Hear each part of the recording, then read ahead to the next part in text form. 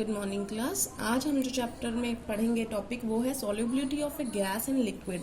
हमने solubility of solids and liquid कर लिया था, तो उसके हमने पढ़ लिए थे टेम्परेचर से क्या इफेक्ट पड़ता है, नेचर से क्या फर्क पड़ता है, प्रेशर से कोई फर्क पड़ता ही नहीं है।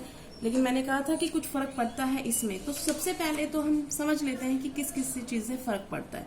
सबसे पहले तो नेचर ऑफ गैस, कौन सी गैस है। अलग अलग गैसेस होती है, ऑक्सीजन अलग, नाइट्रोजन अलग, सब अलग अलग गैसेस होती हैं। तो उनका लिक्विड में अगर हम घुलेंगे तो अलग अलग घुलेंगी। ज्यादा लिक्विफिएबल गैस होगी तो वो ज्यादा जल्दी घुलेगी, कम लिक्विफिएबल होगी तो वो कम घुलेगी। लिक्विफिएबल का मतलब है जितनी जल्दी उसको जब प्रेशर लगाते हैं तो वो लिक्विड स्टेट में चली जाती है। इसका मतलब आप सिंपल ये समझ लो, नेचर ऑफ गैस, अलग अलग गैसेस अपना अलग अलग सॉल्युबिलिटी रखती हैं।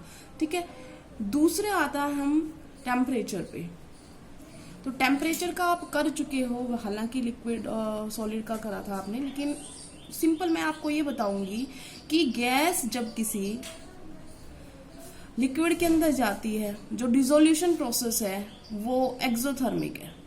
अब आपको समझ में आ गया होगा कि टेम्परेचर का क्या इफेक्ट पड़ेगा। बता सकते हैं ना क्या इफेक्ट पड़ेगा, कि क्योंकि उसका जो डिसोल्यूशन है, जो सॉल्यूशन बनेगी ये गैस लिक्विड में जाके, तो ये क्योंकि ये एक्सोथर्मिक प्रोसेस है, और आपको पता है एक्सोथर्मिक प्रोसेस कौन सी होती है, जिसके अंदर डेल्टा एच की वैल्यू क्या है, नेगेटिव। अब क्योंकि ये चीज इक्विलिब्रियम वाली होती है कि जितना फॉरवर्ड होती है बैकवर्ड होती है सैचुरेटेड सॉल्यूशन बनने के बाद तब होता है। लेकिन क्योंकि आपने पढ़ा था ली चैटलियर प्रिंसिपल कि अगर कोई इक्विलिब्रियम बन भी गया है और अगर हम उसको चेंज करने की कोशिश करते हैं तो इक्विलिब्रियम उस डायरेक्शन में शिफ्ट होता है जिस साइड उसका जो चेंज किया गया है वो उल्टा हो जाए, है ना। तो एक्सोथर्मिक रिएक्शन होती है, ये हीट निकल रही है। तो अगर ये दोनों मिलते हैं तो हीट निकल रही है। इसका मतलब क्या हुआ कि अगर आप उसको और गर्म कर दोगे तो वो तो फिर निकलती ही जाएगी ना, सारी उड़ जाएगी जो उसमें घुली हुई थी gas.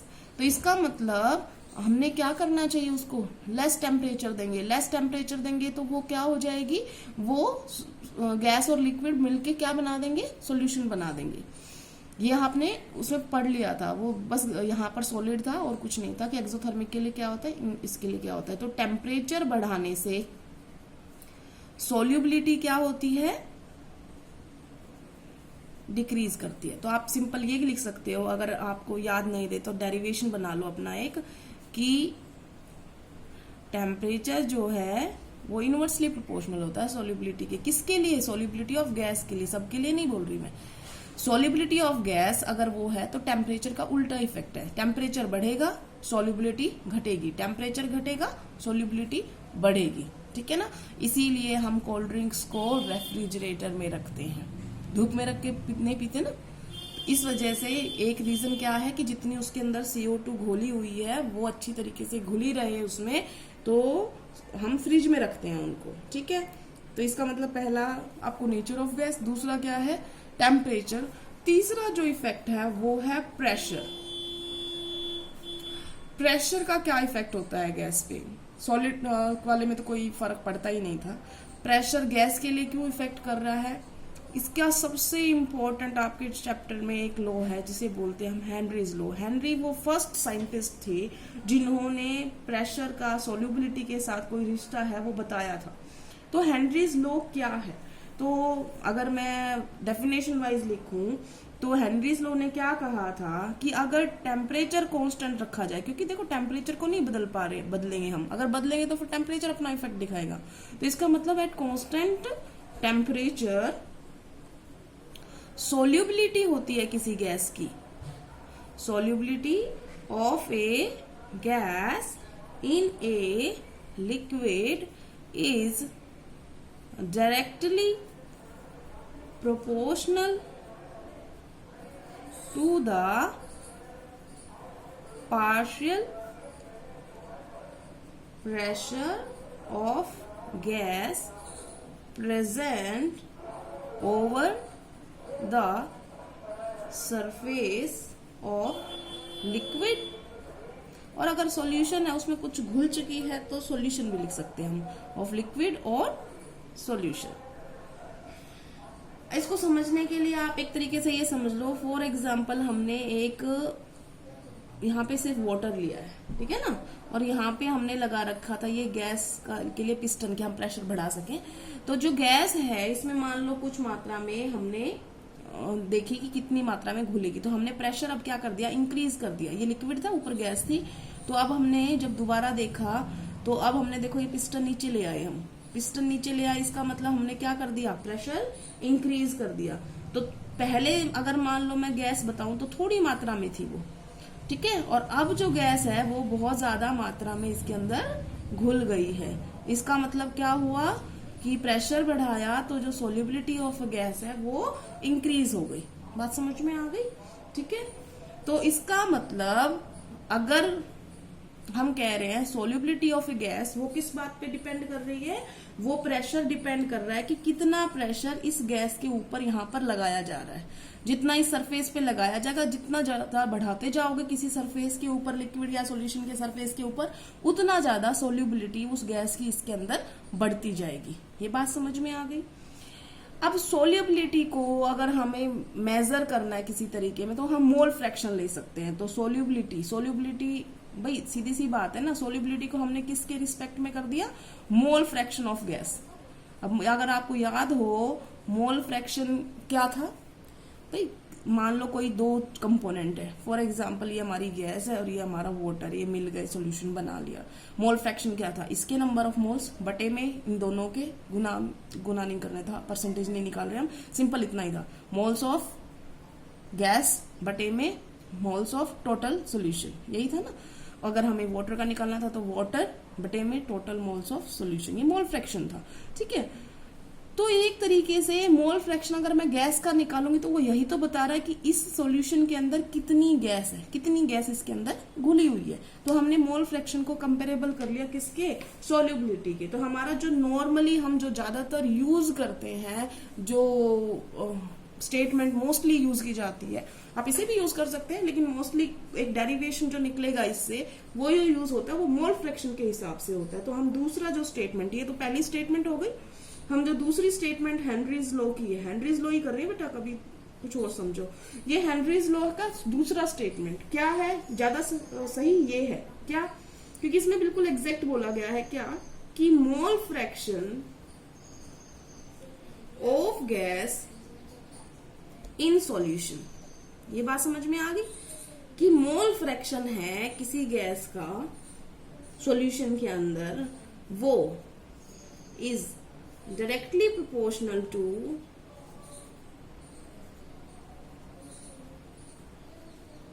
The partial pressure of the gas over the solution. कि जो मोल फ्रैक्शन है, मोल फ्रैक्शन एक तरीके से थी सॉल्युबिलिटी, तो सॉल्युबिलिटी डायरेक्टली प्रोपोर्शनल है किसके, पार्शियल प्रेशर की, गैस के यहाँ जो पार्शियल प्रेशर है वो कितना है। इसका मतलब जो यहाँ पे कोई गैस है उसका पार्शियल प्रेशर कितना है उस पर डिपेंड करेगा मोल फ्रैक्शन, उसकी सॉल्युबिलिटी, ठीक है। तो हम इसको अगर टर्म में लिखना चाहें तो क्या लिखेंगे कि पार्शियल प्रेशर और ये दोनों क्या है, डायरेक्टली प्रोपोर्शनल। तो पार्शियल प्रेशर के लिए small p is directly proportional to mole fraction of gas, ठीक है। अगर मैं इस डायरेक्टली प्रोपोर्शनल का साइन हटाती हूं तो ये आ जाएगा क्या, KH इंटू में X। ये आपका हेनरीज लॉ का एक्सप्रेशन हो गया, ठीक है ना। उसके अंदर ये P क्या है आपके, अभी बताया था आपको क्या, partial pressure of the gas over the solution, लिख सकते हैं ना, पूरा लिख देना, ठीक है ना, partial pressure of the gas over the solution. इसमें x क्या है ये भी आपको इसमें दे रखा है, mole fraction of the gas in the solution. यहाँ पे एक जो चीज है जो अभी तक मैंने नहीं बताई है वो क्या है, KH जो होता है बेटा, क्योंकि ये इसके अंदर आया तो हम इसको नाम दे रहे हैं हेनरीज कांस्टेंट, ठीक है। अब ये जो हेनरीज कांस्टेंट है, ये सीधी सी बात, ये तो पता चल गया होगा आपको, कांस्टेंट होता है हेनरीज, बट इसका मतलब ये नहीं है कि ये एक ही वैल्यू है जैसे हमारी प्लैंक्स कांस्टेंट की होती है, ऐसी नहीं। इसकी वैल्यू चेंज होती है, किस बात पे डिपेंड करती है, सबकी अलग अलग होती है, हर गैस की अलग होगी। ऐसा नहीं है कि किसी की कम, किसी मतलब एक वैल्यू हो जाएगी, एक नहीं होगी, सबकी अलग होगी, किसी की कम होगी, किसी की ज्यादा होगी। अगर हम इसको, क्योंकि ये दोनों एक डायरेक्टली प्रोपोर्शनल थे एक दूसरे के, तो अगर हम ग्राफ बनाना चाहें तो सिंपल ग्राफ आ जाएगा क्या, कि अगर हम यहाँ पे मोल फ्रैक्शन रख रहे हैं, अगर हम यहाँ पे पार्शियल प्रेशर रख रहे हैं, तो एक तरीके से ये लाइन आ जाएगी। इसका मतलब आप समझते ही हो कि जैसे जैसे पार्शियल प्रेशर बढ़ रहा है वैसे वैसे मोल फ्रैक्शन बढ़ रहा है, इसका मतलब सॉल्युबिलिटी बढ़ रही है। इतना आपको समझ में आ गया होगा। यहाँ पे जो याद रखने वाली बात है, समझने वाली बात है, वो है कि ये तो आपको पूरा इतने में समझ में आ गया कि पार्शियल प्रेशर बढ़ने से सॉल्युबिलिटी बढ़ रही है। जो हमारा ये हेनरीज कांस्टेंट है, ये क्या चीज है? हेनरीज कांस्टेंट होता है बेटा हर एक गैस का अलग होता है, ठीक है ना, और टेम्परेचर के हिसाब से भी इसका फर्क पड़ता है। पहली बात तो इसका मतलब मैं हेनरीज कांस्टेंट की बात कर रही हूँ। Henrys constant different for different gases. इसका मतलब हेनरीज कांस्टेंट किस पे डिपेंड कर रहा है? नेचर ऑफ गैस पे, ठीक है। दूसरी बात, हेनरीज कांस्टेंट जो होता है, ये मैं हेनरीज कांस्टेंट की प्रॉपर्टीज पढ़ रही हूँ बेटा यहाँ पर, तो आप लिख सकते हैं प्रॉपर्टीज या कैरेक्टरिस्टिक्स ऑफ हेनरीज कांस्टेंट यहाँ पर। दूसरी मैं बात क्या कह रही हूं कि जो हेनरीज कांस्टेंट होता है वो इनवर्सली प्रोपोर्शनल होता है सोल्यूबिलिटी के। या आप इससे भी देख सकते हो, देखो हेनरीज कांस्टेंट यहाँ है, सोल्यूबिलिटी यहाँ है, तो अगर इसका रिलेशन इसके साथ करेंगे तो ये कहाँ जाएगी? बटे में जाएगी। इसका मतलब सोल्यूबिलिटी अगर हम चेक करना चाहते हैं, अगर दो गैसेस का दे रखा है, एक का मान लो दे रखा है 70, एक का दे रखा है 90, और आपसे पूछा गया बताओ किसका हेनरीज कांस्टेंट की वैल्यू, मान लो ये हेनरीज कांस्टेंट की वैल्यू है, तो किसकी सोल्यूबिलिटी ज्यादा होगी? तो जिसका कम होगा उसकी सोल्यूबिलिटी ज्यादा होगी, तो इसकी सोल्यूबिलिटी ज्यादा होगी। समझ में आ गया? तो ये हो गया हमारा हेनरीज कांस्टेंट जो है वो सोल्यूबिलिटी के साथ इनवर्सली प्रोपोर्शनल है। इसका मतलब ये नहीं है कि इसकी वैल्यू चेंज नहीं हो रही है। अगर हमारा टेम्परेचर बढ़ता है तो हेनरीज कांस्टेंट की वैल्यू भी बढ़ती है। अब आप ये देखो, ये चीज और हो गई, तो इसका मतलब टेम्परेचर बढ़ेगा, हेनरीज कांस्टेंट की वैल्यू घटेगी, और देखो यहाँ KH की वैल्यू बढ़ेगी तो सॉल्युबिलिटी घटेगी। ये बात समझ में आ गई? सॉल्युबिलिटी डिक्रीज करेगी। तो एक तो टेम्परेचर सॉल्युबिलिटी घटा रहा था और एक KH की वैल्यू घटाएगी, तो सॉल्युबिलिटी हमेशा क्या होती है? घटती है टेम्परेचर के बढ़ने से। तो आप इसको अगर एक में लिखना चाहो तो आप एक में भी लिख सकते हो। क्या लिखूंगी मैं? कि हेनरीज कांस्टेंट की वैल्यू टेम्परेचर के डायरेक्टली प्रोपोर्शनल है और सॉल्युबिलिटी के इनवर्सली प्रोपोर्शनल है, ठीक है। तो बेटा ये तो हो गया हमारा, आपके पेपर में ये हो गया सॉल्युबिलिटी तक का। आपके पेपर में ये क्वेश्चन आता है, बहुत बार आता है, हेनरीज लॉ। तो आपने क्या लिखना है? सिर्फ अगर आपको ये इतनी बड़ी स्टेटमेंट याद ना हो कोई दिक्कत नहीं है, सिंपल ये वाली लिख सकते हो ना, ये वाला तो याद रहेगा ही। और इसी को ऊपर लिखा है हमने डायरेक्टली प्रोपोर्शनल। क्या लिखा है? Mole fraction of a gas in solution is directly proportional to the partial pressure of the gas over the solution. Simple भी है याद रखनी। तो आप ये स्टेटमेंट लिखे हेनरीज लॉ के लिए, ये डेरिवेशन, और यहां तक लिख के ये सब ऐसे लिख दे कि P ये है, X ये है, KH ये है, ठीक है। कई बार आ जाता है कि इसकी एप्लीकेशंस हेनरीज लॉ की। तो ये तो हो गया हमारा क्वेश्चन हेनरीज लॉ के लिए। एक नंबर के क्वेश्चन में क्या आता है? एक नंबर के क्वेश्चन में ये आता है कि KH की वैल्यू बढ़ने से, हेनरीज कांस्टेंट की वैल्यू बढ़ने से सॉल्युबिलिटी पे क्या असर पड़ेगा, या टेम्परेचर के बढ़ने से KH की वैल्यू पे क्या फर्क पड़ेगा। तो तब ये वाली कैरेक्टरिस्टिक्स जो है वो काम आएंगे आपके, ठीक है। अब हम आते हैं एप्लीकेशंस पे। तो एप्लीकेशन ऑफ हेनरीज लॉ क्या है?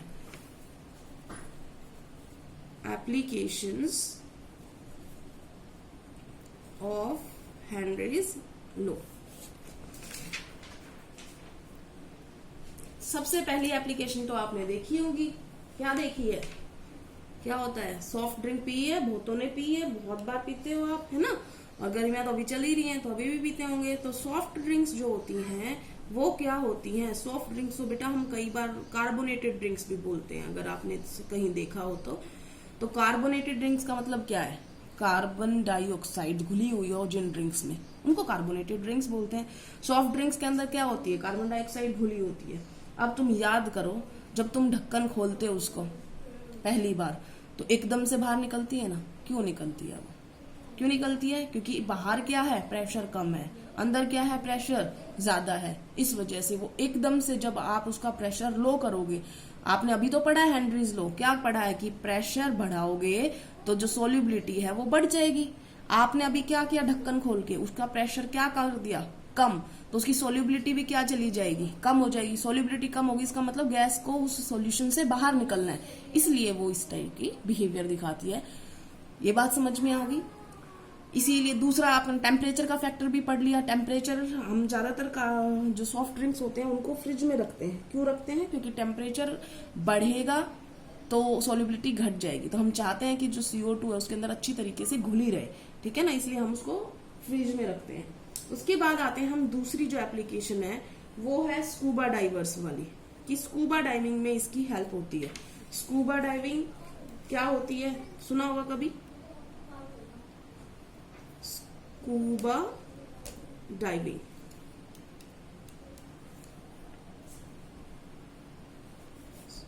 स्कूबा डाइविंग में इसकी हेल्प ली जाती है। अब क्यों ली जाती है ये समझो आप।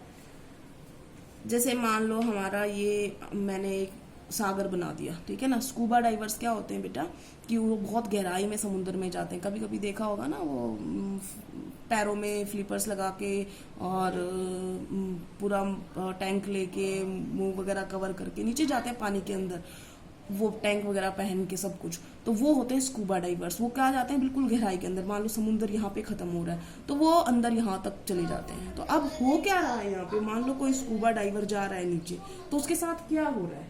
सबसे पहले तो आप ये समझो, जैसे जैसे हम जा रहे हैं वहां पर नीचे जाते जा रहे हैं तो प्रेशर क्या होता जा रहा है, हाई।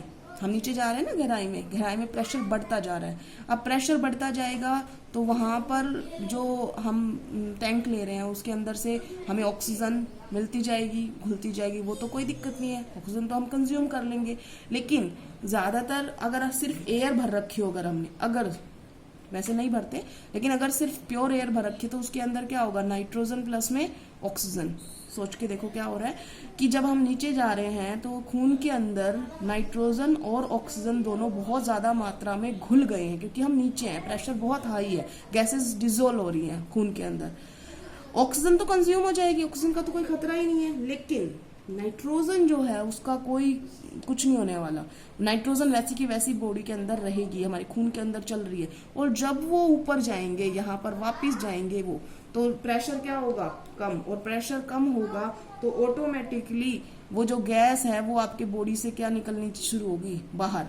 तो आप सोच के देखो, खून के अंदर से बबल्स बन रहे हैं नाइट्रोजन गैस। जैसे आपने अभी कोल्ड ड्रिंक खोली थी ना, तो वैसे ही कोल्ड ड्रिंक ब्लड के अंदर से ही समझ लो CO2 निकल रही है, तो क्या होगा, बहुत ज्यादा दर्द होगा, ठीक है ना। इनको बोलते हैं हम बैंड्स।